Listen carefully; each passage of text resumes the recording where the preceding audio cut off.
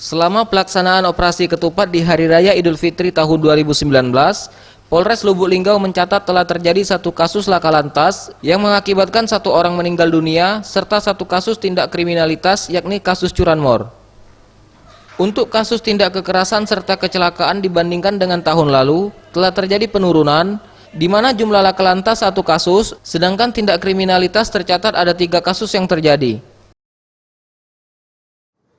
Berjalan lancar dan aman. Memang kejadian itu untuk laka lantas 1, untuk kriminalitas 1, curanmor. Untuk laka lantas 1 meninggal dunia. Namun demikian itu dibandingkan dengan tahun kemarin itu sudah turun. Untuk laka lantas sama.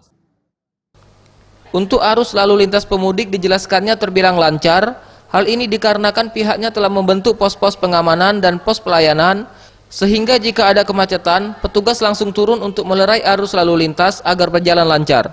Tim Liputan, Sriwijaya TV.